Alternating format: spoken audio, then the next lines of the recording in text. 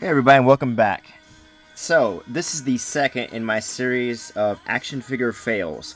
This is where we look at figure lines that had a lot of potential, and for some reason or other were poorly planned or poorly executed, and the figure line failed. And last time we went over Indiana Jones, which sadly was something I was really excited about. The figures just didn't work out, and I tried to cover the reasons. And today we're going to go over Star Trek 2010 by Playmates. Now, when these figures first came out, I was pretty excited to see Star Trek figures, the ones that didn't look like the last Playmates line, which were kind of silly looking. They looked a little bit more like standard action figures. And of course, the Star Trek 2010 movie was a good movie, and there was lots of potential for all kinds of characters and situations and accessories. So, why did this line fail? Lots of reasons, and we're going to go over them right now. First of all, the packaging. This is, once again, like Indiana Jones, this is not packaging that just takes your breath away when you see it. In fact, it's easy to overlook it. Star Wars is really good about creating packaging that gets your interest. Other figures, Transformers have done that. But Star Trek, this packaging it's dark, it's gloomy. It just doesn't really... It's actually, for Star Trek, it's kind of generic looking, in fact. It just doesn't look good. It's just not good at all. On the back, every single package was identical, which is another thing that really is annoying. For the picture of a figure in detail, it always shows Kirk.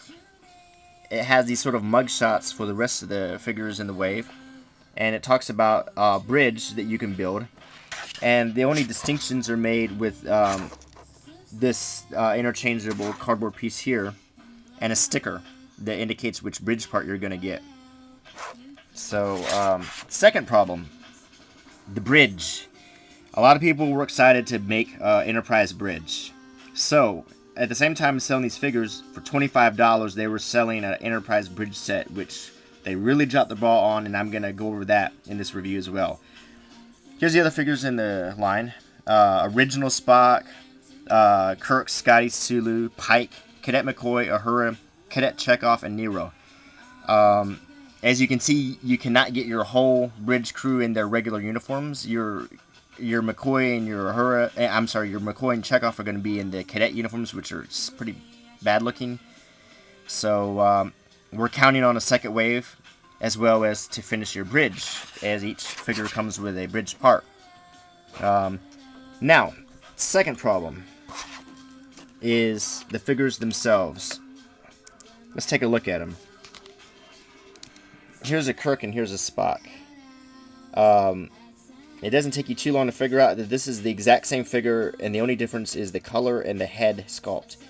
A head sculpt that's not all that good anyway. The Spock's alright, kind of looks like Zachary Quinto, but doesn't look very much like Chris Pine. Articulation-wise, it's got decent articulation. Swivel neck, ball-hinged shoulders, ball-hinged elbows, swivel wrists, swivel torso, swivel hips, ball-hinged knees, and ball-hinged ankles. So they had decent articulation, but like so many Playmates figures, they kill it. They absolutely kill it on poor paint application. The paint application is just terrible, and it's hard as heck to find a figure that's painted good. It's hard to make out here, but the silver is just dabbed on for his badge insignia. It's just... it's luck of the draw with these. The hairline is not painted very well. It's just splattered. Another problem is a lot of times the figures came out warped. Like the feet would be twisted. Just didn't seem like they put much care into producing these figures. And collectors, considering these don't look good enough to keep really carded, to uncard them, you're stuck with pretty much the same figure over and over again. So the only differences are the Nero, the Uhura, and the original Spock, and then the cadet uniforms, which I'm not going to show you, but you're not missing much. Third problem, the accessories. This is a phaser. and it's just pretty weak. I mean, someone has to tell you this is a phaser because it just sort of looks like a hunk of plastic with silver, blue, and red paint on it. It's not very good. It goes into the belts. Each figure comes with a belt that has a non-removable communicator. Actually, her is one of the better figures, even though her nail polish kind of just looks like they burned the end of her fingers. Kind of go over that. So, you can see Scotty. Once again, the same mold, paint applications. There's lots of variations because apparently they're painted at different times. So you have Scotty's with whole different shades. Now, the next problem is the bridge. If you paid $25, this is what you came home with. A vinyl mat that you would unfold, and it came with this piece that would fit right here, which would have some chairs, and then the rest of it's up to you to collect these bridge parts to fill in all the spaces. So by the time you're done, if you were to do it, you would be spending well over $100 if they were full price to finish this bridge. And consider the fact that they never even produced a second wave, so those people unfortunate enough to buy the bridge at full price, no, I didn't get this at full price, are stuck with half of a bridge. Unless they just break down and buy extra figures to fill in the places. Fortunately, the stickers do match up, so you can kind of have a bridge. Oh, it also came with two of these pieces that are kind of unspectacular with sloppy sticker applications. So, Playmates really dropped the ball on this one.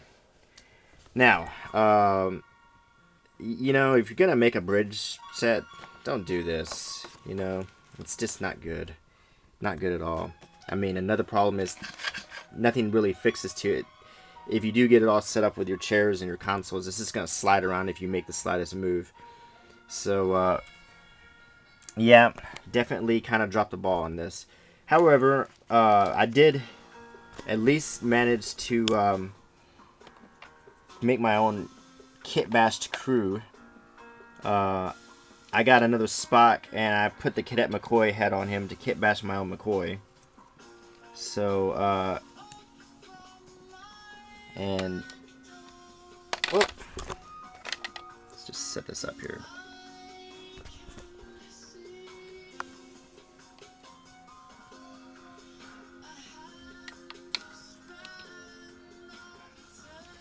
And I bought another Sulu, and I kit bashed a Chekhov in the correct uniform with a Sulu body and a Cadet Chekhov head. So at least I have a bridge crew if I wanted to display that. It also came with a transporter room that had similar problems. Also, the bridge set came with another Kirk figure, but the thing is, you'd already have a Kirk figure if you're trying to complete the bridge anyway, so that didn't make much sense to me. And the transporter came with a Scotty figure. The transporter also had the same problem where you had to buy figures to complete it, to complete the parts. And, of course, since they never made a Wave 2 that they promised, you can't complete your transporter room either. So, yep, Playmates dropped the ball. I followed their site, and they mentioned that they were going to try to put out replacement bridge parts to complete the bridges, but they have not done so as of yet. And I have a feeling they're not going to. So anyway, that's just an example of all kinds of bad planning and how a line of figures that had a lot of potential failed. No fault against Star Trek or the movie or anything like that. It was a phenomenal movie. It's just, you know, they really blew it. I looked at a preview of Wave 2 that was supposed to happen, and it would have had some good figures, but there just wasn't enough interest in it, so they canceled production. Anyway, I hope you found this review interesting, and my next action figure fail review is probably going to cover the Serenity line. So, tune in.